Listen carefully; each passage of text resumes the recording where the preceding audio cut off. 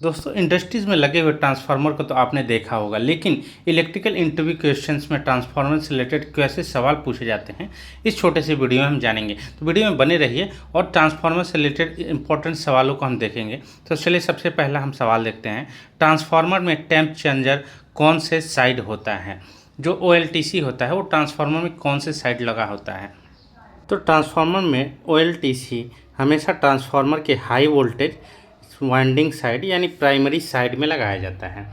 तो ट्रांसफार्मर में primary side में हाई वोल्टेज होता है। अच्छा, ये हाई वोल्टेज साइड में या प्राइमरी साइड में ही क्यों लगा होता है? क्योंकि हाई वोल्टेज साइड या प्राइमरी साइड में करंट का हमारा जो रेशियो होता है वो कम होता है, जिसकी वजह से जब टेम्प चेंजिंग होती है तो स्पार्किंग हमारी कम होती है, इसलिए ये प्राइमरी साइड या हाई वोल्टेज साइड में लगाया जाता है। हमारा अगला सवाल है फ्रेंड, 100 kVA ट्रांसफार्मर से हम अपने इंडस्ट्री में कितने एम्पियर तक का लोड ले सकते हैं? इसको हम आसान तरीके से समझते हैं फ्रेंड कि जो हमारे इंडस्ट्री का लोड होता है वो हमेशा पावर फैक्टर पर डिपेंड करता है। तो हम आइडियल केस में देखें तो पावर फैक्टर हमारा मैक्सिमम 1 होता है।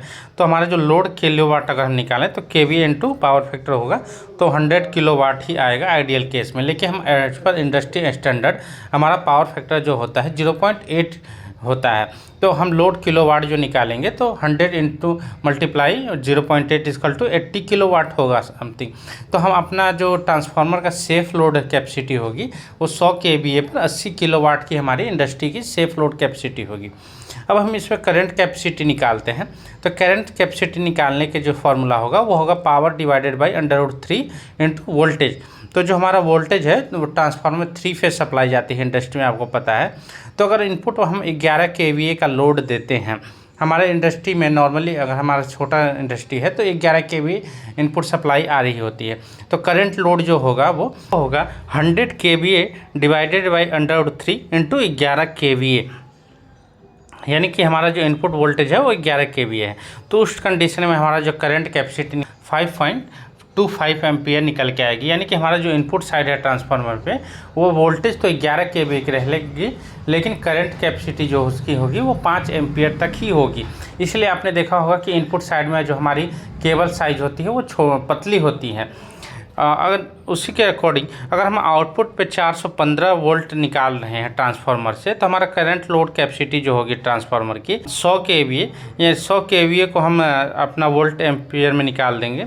तो 100 into 1000 divided by √3 into 415 volt कर देंगे, तो हमारा जो कैलकुलेशन के बाद वैल्यू निकल के आएगी वो होगा 139 एम्पियर, यानी कि 140 एम्पियर अप्रोक्स मान के हम चलते हैं। तो ये हमारा हो गया 100 kVA लोड के लिए। तो हमारा जो एज पर कंपनी स्टैंडर्ड है उसमें हमारा जो 80% मैक्सिमम सेफ लोड कैपेसिटी होती है, तो हम अपने जो एम्पियर कैपेसिटी लेंगे वो 120 तक हम लेके चलते हैं कि 100 kVA पे 120 एम्पियर हम सेफली वेयर कर सकते हैं। तो हमारा जो 100 kVA का ट्रांसफार्मर है वो हमारा लगभग 140 की आइडियल कंडीशन में करंट का कैपेसिटी होगी और as per safe load 120 ampere होगा। हमारा अगला सवाल है फ्रेंड्स, ट्रांसफार्मर में WTI क्या होता है? आपसे बेसिकली WTI या OTI के बारे में पूछा जा सकता है। तो हम जानते हैं कि WTI क्या होता है। तो ट्रांसफार्मर WTI का मतलब होता है winding temperature indicator. Full form से पता चल रहा होगा कि वाइंडिंग के टेम्परेचर को इंडिकेट करने वाला इंस्ट्रूमेंट या डिवाइस होता है। यह एक प्रोटेक्टिव डिवाइस है जो कि हाई वोल्टेज और लो वोल्टेज वाइंडिंग के टेम्परेचर को मेजर करता है और उसको ओवर हीटिंग से बचाने के लिए सबसे पहले तो अलार्म सिग्नल जनरेट करता है। अगर अलार्म सिग्नल के बाद भी एक्शन नहीं लिया जाता है या टेम्परेचर इंक्रीज होता है तो वो ट्रांसफार्मर को ट्रिप सिग्नल देता है और ट्रांसफार्मर को ट्रिप करा देता है। तो ये होता है WTI के बेसिकली काम। तो जो हमारा ट्रांसफार्मर WTI की अलार्म वैल्यू होती है वो 80 डिग्री सेल्सियस होती है और ट्रिप वैल्यू होती है 85 डिग्री सेल्सियस होती है। ये हमारे कुछ ट्रांसफार्मर में इस तरह के दिखते हैं। आपने देखा होगा कि इस पोजीशन पे लगे होते हैं, वाइंडिंग के साथ WTI होता है, उसके बगल में OTI भी होता है, वॉल टेम्परेचर इंडिकेटर। ऑलमोस्ट दोनों की सेम वर्किंग होती है। वो एक तो वाइंडिंग का टेम्परेचर WTI बताता है, दूसरा OTI ऑयल टेम्परेचर इंडिकेटर होता है, ऑयल के टेम्परेचर को बताता है फ्रेंड्स। हमारा अगला सवाल है फ्रेंड्स कि ट्रांसफार्मर में सर्विसिंग के टाइम कौन कौन से टेस्ट किए जाते हैं? आपसे नॉर्मली क्वेश्चन पूछा जा सकता है कि सर्विसिंग के टाइम ट्रांसफार्मर में कौन कौन सी टेस्टिंग की जाती है। तो सबसे पहला जो टेस्ट होता है फ्रेंड वो होता है ओपन सर्किट टेस्ट या नो लोड सर्किट टेस्ट। इसमें ओपन सर्किट टेस्ट में क्या होता है कि इसमें हम लो वोल्टेज साइड को एनर्जाइज करते हैं और उसको हाई वोल्टेज साइड को ओपन कंडीशन में रखते हैं या उसको नो लोड पे रखते हैं। तो नो लोड पे रखेंगे तो ओपन कंडीशन में ही होगा।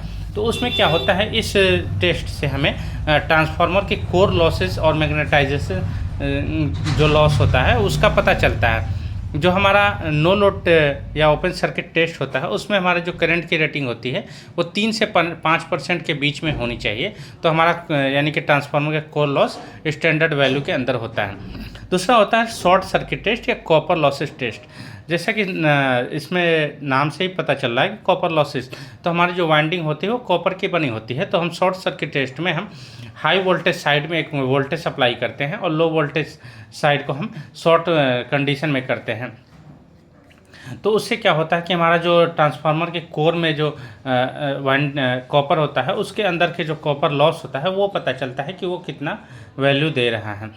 हमारा जो अगला टेस्ट होता है वो होता है इंसुलेशन रेजिस्टेंस टेस्ट। इसमें हम जो वाइंडिंग के ऊपर इंसुलेशन होता है उसके रेजिस्टेंस को चेक करते हैं कि वो कितनी वैल्यू आ रही है। दूसरा है ऑयल वीवीडी टेस्ट। इसमें हम ऑयल के ब्रेकडाउन वोल्टेज टेस्ट को करते हैं, चेक करते हैं। इसमें हम लगभग 30 किलो वोल्ट तक की सप्लाई पर अगर हमारा ऑयल झेल जा रहा है यानी कि वियर कर पा रहा है तो हमारा इसका मतलब कि ट्रांसफार्मर ऑयल जो है गुड कैटेगरी में है। नहीं तो अगर 30 किलो वोल्ट के अंदर में अगर हमारा ऑयल जो है कंडक्टर के बिहेव करता है तो हमारा ऑयल चेंज करने की रिक्वायरमेंट है फ्रेंड।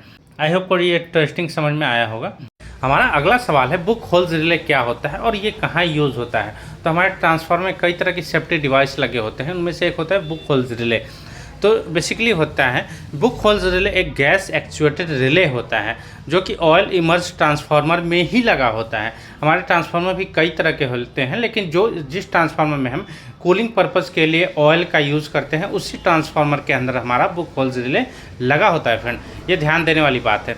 ये गैस एक्चुएटेड रिले है। ये किससे ऑपरेट होती है? गैस से।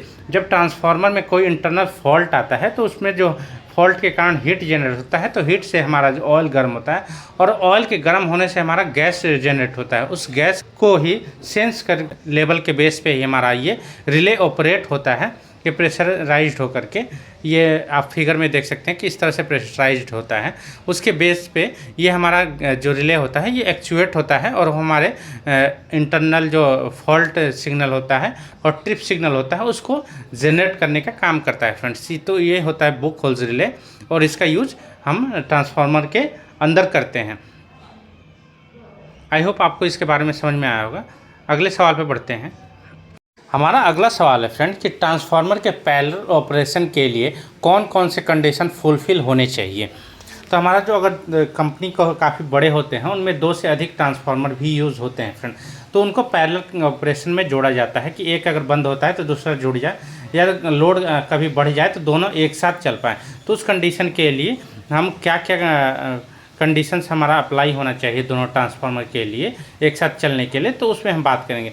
तो सबसे पहले हमारा होता है सेम वोल्टेज रेशियो, यानी कि हमारे जो ट्रांसफार्मर दोनों ट्रांसफार्मर अगर एक बारी बारी चलाने के बाद भी अगर एक साथ भी चलाना पड़ता है तो हमारे ट्रांसफार्मर की आउटपुट वोल्टेज जो रेशियो होती है वो सेम होनी चाहिए। यानी कि पहला ट्रांसफार्मर अगर 415 वोल्ट जनरेट करता है दूसरा ट्रांसफार्मर भी 415 वोल्ट जनरेट करना चाहिए।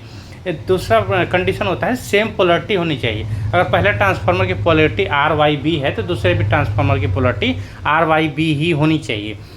तीसरा जो हमारा कंडीशन है वो है सिमिलर परसेंटेज इम्पीडेंस, यानी कि हमारे ट्रांसफार्मर के अंदर के लॉसेस वगैरह होते हैं वो बहुत हद तक सिमिलर होने चाहिए।